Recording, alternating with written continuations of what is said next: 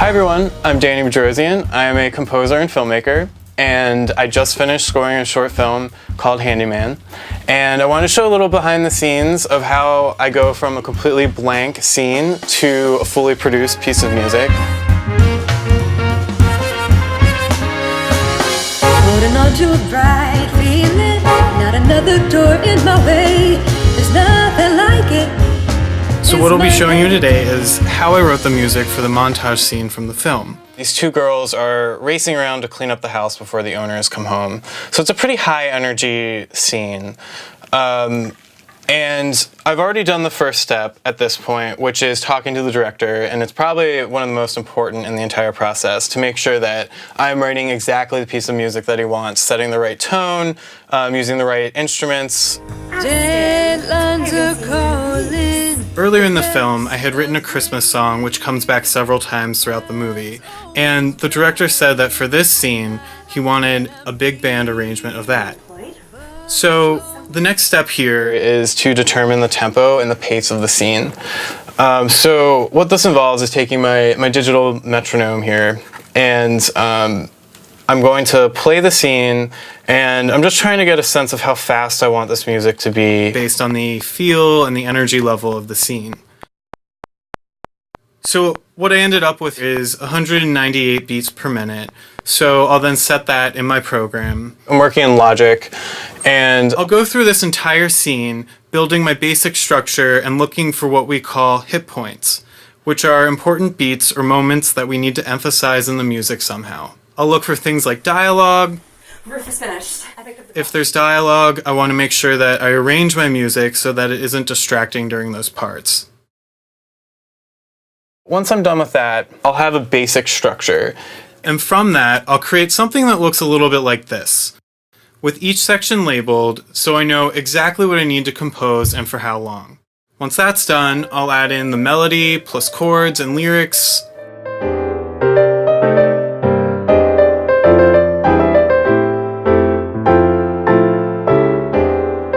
Then, once I have all the vocal sections done, I can start expanding that into a condensed version of what my final instrumentation will be. So in this one, I'll have melody, piano, bass, and then one staff for all the saxes, one for all the trumpets, and one for all the trombones. And at this point, I'll go through each section from the top and write chords, phrases, and other instrumental melodies.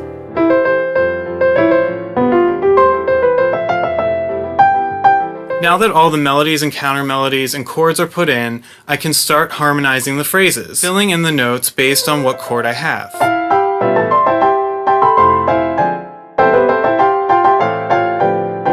Now I'll add in the bass line.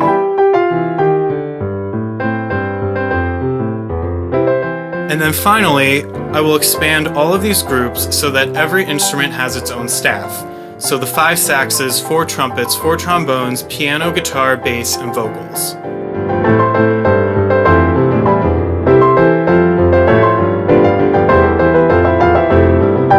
So all of that, from preparation to composition, I try to have done by the end of the first day.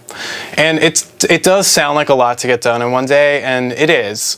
But if you know your programs really, really well, then you can use a lot of the tools that they have to help speed up the process. And because oftentimes I'm working on very, very tight deadlines, it's important to know how to do all these things really quickly.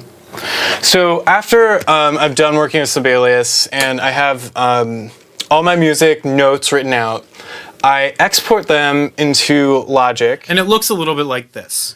These are all called MIDI files, which are basically the computer code for all the musical characteristics of the score that I just wrote. It includes things like the instrument, the notes, their lengths and velocities. If you've ever played Guitar Hero or something, this might look kind of similar. But I can actually move and adjust these in any way that I want. So each track I have here, I have loaded with its own instrument plugin. And as you can see, I have a ton of different options here, from strings to guitars to brass. But for this project in particular, I'm using all my jazz band instruments. So 4 different trumpets, 4 different trombones, 5 different saxes, and all the instruments in the rhythm section like piano, drums, bass, and guitar. I wish I could just leave it like this, but Unfortunately, if I just played this straight, it would just sound like a flat wall of sound, and it'll sound like just like a computer. So my next step is programming each of these instruments to sound like an instrument and play like it's a real person playing. So what I have here is a tool called a breath controller, and it has a sort of a mouthpiece, and it's connected with a really small tube to a USB port. And as I blow into this, the harder I blow, the louder and harsher the sound will be on the MIDI instrument. So let's take a look at the trumpet, for example. You can hear that it's kind of quiet, and it's like poppy, and it doesn't sound very good. But with the breath controller,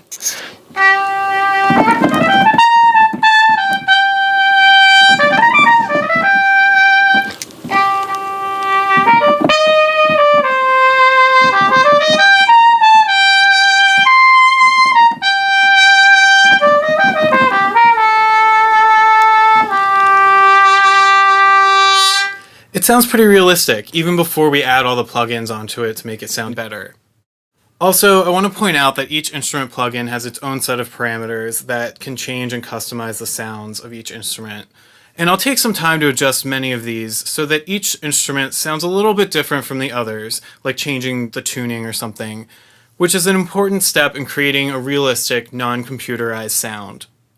After all the tracks are programmed with expression, here's what it will sound like. I'll play just the winds here.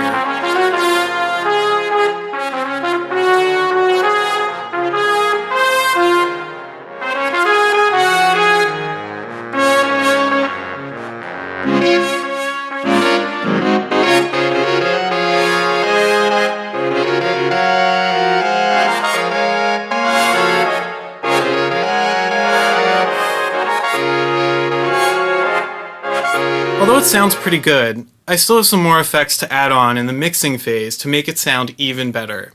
I try to have all the instruments programmed by the end of day 2. At this point, I would be able to send an instrumental off to my vocalist to record and send something back to me pretty quickly. A lot goes into making a vocal sound really good. Even for the best singers out there, there are a lot of steps that go into blending the vocal recording in with the other instruments. And even just cleaning up some of the unwanted noises and breaths that the mic may have picked up makes a huge difference in the final product. As an example, here are a couple of things that I'll do. In this screenshot, I already have all my vocals cut up from the recording, and I've lined everything up with my melody notes here. And my program will actually analyze all these vocals and break them down note by note. And if it's needed, I can do things like adjust the pitch or change the vibrato if I want to. There are a ton of options here. For this version, I actually changed the melody a little bit after the vocals were already recorded. So I needed to adjust a couple notes here and there to fit in with the new melody and harmonies. So I can actually come in here, select these, and I can do that. I try not to change the pitch too often though, because it'll start to sound weird as you change the notes more and more. But every now and again, I might want to move the note by a third or something like that. Some other things I'll need to do just to clean up the track a little bit. I'll add what's called a noise gate, which helps take out the breaths and random room noise that the mic may have picked up.